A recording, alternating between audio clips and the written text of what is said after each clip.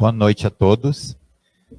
Sejam todos muito bem-vindos, aos que estão presentes aqui na Ramatiz e aos nossos irmãos que nos acompanham pela transmissão do Facebook. Que o Pai Maior permita que possamos, cada um de nós, encontrar e receber aquilo que cada um veio buscar e o que necessita para a sua caminhada de cada dia.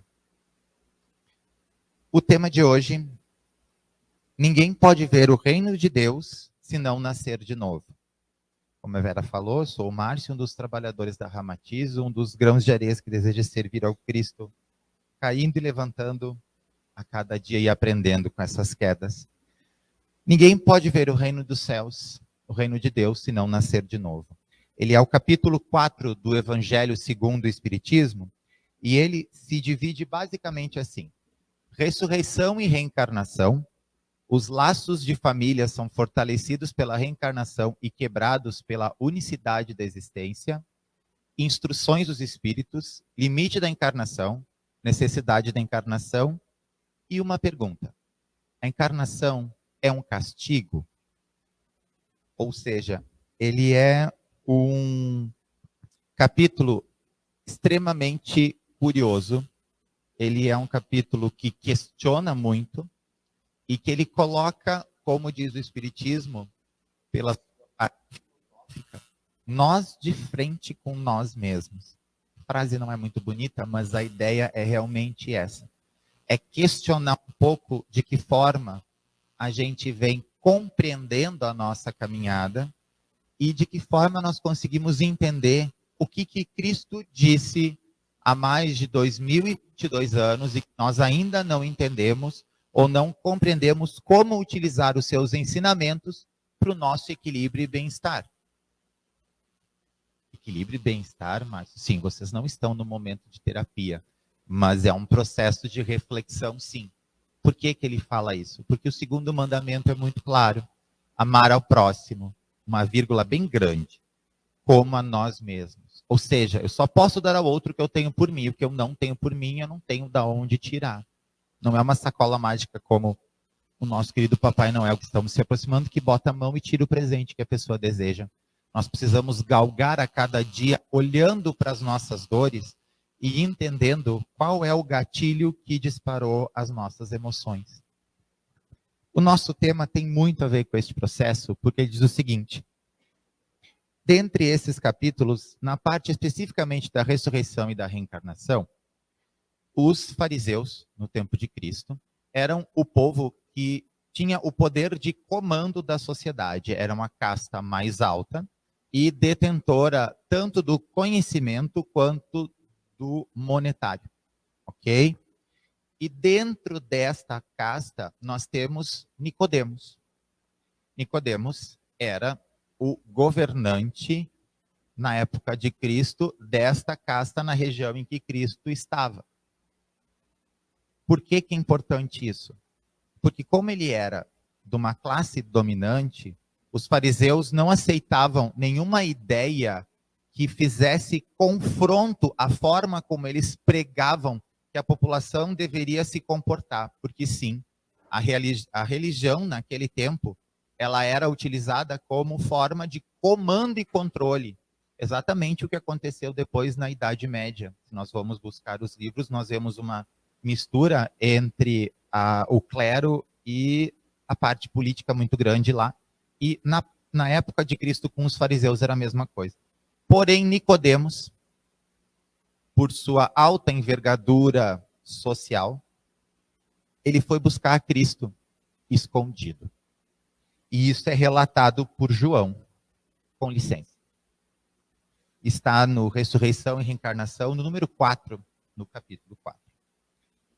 Ora, havia um homem entre os fariseus chamado Nicodemos, senador dos judeus, que foi à noite encontrar Jesus e lhe disse: senador dos judeus, nós temos o nosso senado hoje, que a gente elege 2 a 3 por região para fazer o comando das leis.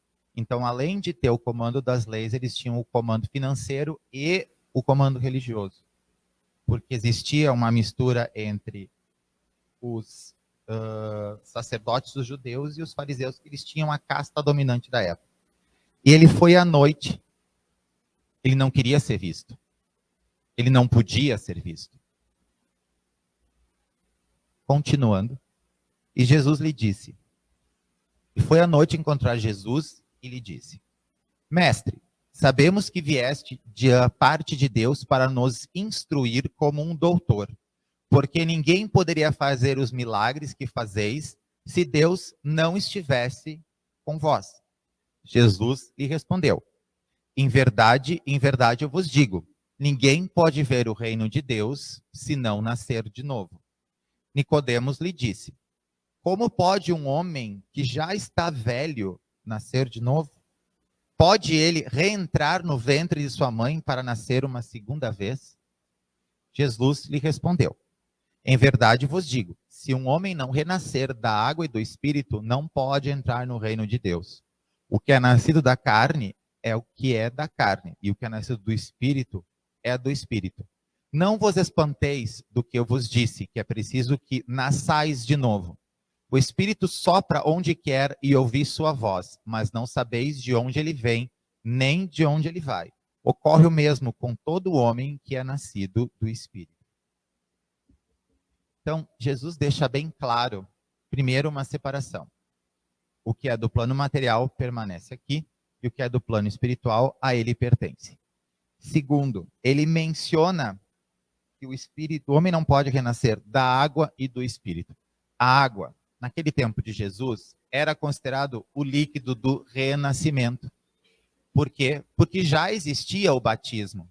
Tanto que Jesus, muito mais velho, antes de iniciar toda a sua pregação, procurou João Batista para ser batizado no Rio Jordão. Então, a água era um processo de renascimento. Então, quando ele fala aqui, nascer da água e do Espírito, ele coloca tanto o retorno ao ventre, pelo reencarne, ou a mudança que nós podemos fazer na nossa caminhada a cada dia. Sim. Quando ele fala renascer da água, nós lembramos do batismo dele. O batismo é um processo de renascimento. Então ele diz que nós podemos renascer a cada dia, se assim a gente desejar. Mas como é que eu faço isso? O Espiritismo nos convida à reforma íntima dentro do processo do entendimento da filosofia. Por quê? Porque na filosofia ele vai pegar essas passagens aqui, vai colocar na nossa frente, e vai olhar para você e vai dizer uma frase que não é muito agradável. Ela é um clichê, na verdade, mas ela tem um fundo de verdade muito grande. Nenhum de nós é tão bom quanto pensa. Quantas vezes a gente já se machucou, foi para frente do espelho, está conversando com um amigo chorando. Eu não sei por que isso acontece comigo, eu sou tão bom. Será mesmo? Será mesmo que todos nós que estamos neste plano, que não temos nenhum milionésimo do entendimento e do amor de Jesus pela condição de perdoar as ofensas que recebemos e que fazemos, temos a condição de pegar o título de bom e pintar na testa? Ai, mas eu não faço nada, eu não me meto em encrenca. O se abster de ajudar quem está em perigo também é um ato de ignorância, também mostra que você não é tão bom. Pode ser medo ou covardia. E este processo de renascimento que ele nos convida é justamente essa condição. Nós não precisamos esperar voltar ao reino de Deus para iniciar o nosso processo de renascimento. Só que ele exige algumas abdicações. Abdicar da mágoa. Abdicar daquela velha frase, mas foi a Vera que me xingou e que fez para mim. Mas foi fulano que gritou comigo e me irritou. Mas foi Beltrano que me ofendeu. Sim, a Vera, o Ciclano e o Beltrano podem ter cada um dito coisas para mim que eu não gostei. Mas a quem compete guardar esta informação na mente e no coração e ficar enchendo de ódio e pragueando eles depois quando está contando a história para alguém? A mim. Então, se a Vera diz para mim, Márcio, eu não gostei do teu sapato, ele está sujo. Ou eu olho e, é verdade, meu sapato está sujo, eu preciso limpar, muito obrigado. Ou eu viro para o lado e vou dizer, quem é ela para ficar falando das minhas roupas se ela não cuida nem da janela da casa dela? O que a gente faz? Aqui eu tenho duas escolhas. Ou eu pego as frases que me falam e mantenho elas e fico ruminando, literalmente, e aumentando mágoa em mim, porque a Vera vai seguir a vida dela, vai ver as filhas, vai ver os amigos, vai passear, vai trabalhar, e quem vai ficar bravo sou eu. Ela nem sabe se eu continuei bravo ou não. Eu não sei nem por que ela me falou sobre o meu sapato. Daqui a pouco ela quis me alertar de uma coisa que ela achou que eu não tinha visto, eu posso não ter visto. Ou se uma outra pessoa vem com um tom de maldade que a gente percebe, por que eu vou pegar o tom de maldade dela? Deixa a mala com ela. Ai, tu tá falando mal de mim. Então tá, então daqui eu vou carregar a mala comigo e vou ficar triste todos os dias. Não, peraí. Se o que sai da boca do homem, Cristo já nos alertou, é mais importante do que o que entra, pois disso está cheio o seu coração, então se aquilo sai da tua boca, tu que fica com aquilo, porque eu não tenho nada que carregar aquilo comigo. Por que esperar para nascer de novo, se nós temos a condição de cada momento para, pensa, sente, serve, acolhe. Não serve, manda embora. É fácil? Não. É possível? É. Requer o quê?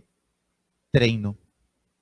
Assim como a paciência que nenhum de nós nasceu tendo, a gente aprendeu com a vida, isto requer treino. Só que você tem que estar disposto a botar o espelho na sua cara, aceitar que tem coisas na sua vida a aprender como todo mundo, mas que é possível um reinício. Tá, Márcio, tu tá fazendo? Tô. Consegue fazer tudo? Não. Mas existe um real desejo em tentar fazer uma mudança nas minhas atitudes, respirar antes de falar, tentar controlar.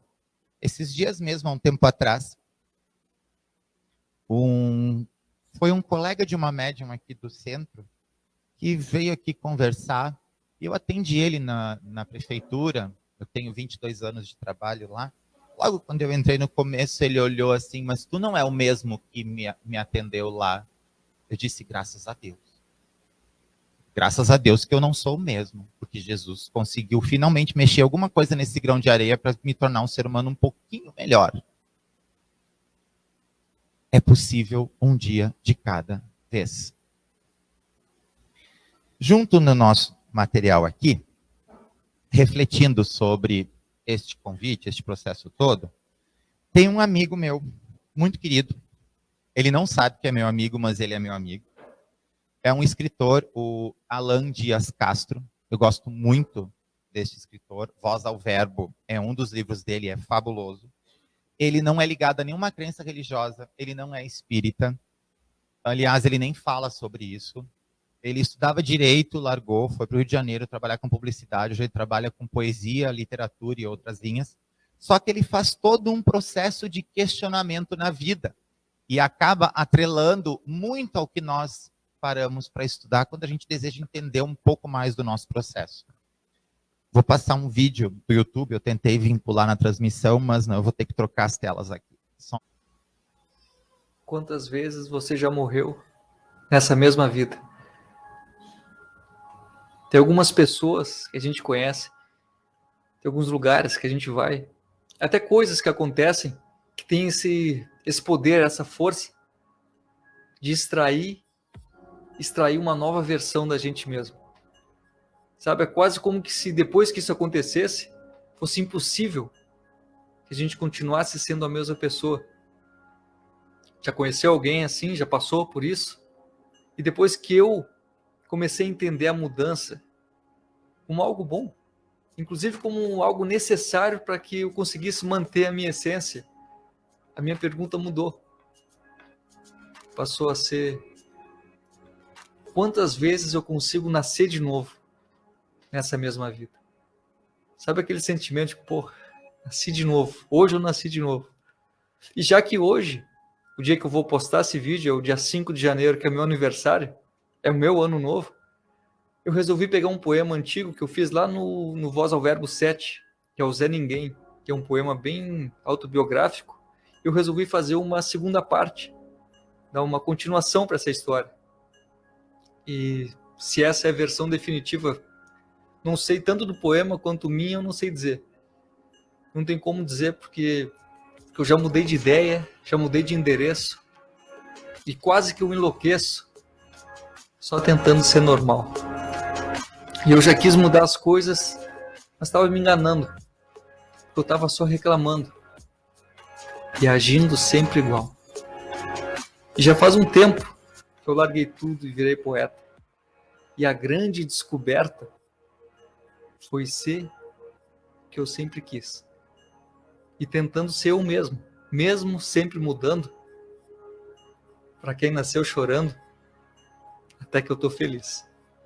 É que para mim não faz diferença ser alguém na vida.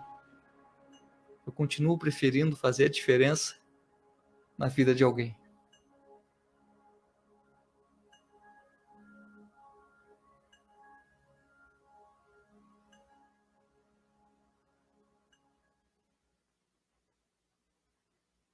Todo mundo adora planilhas.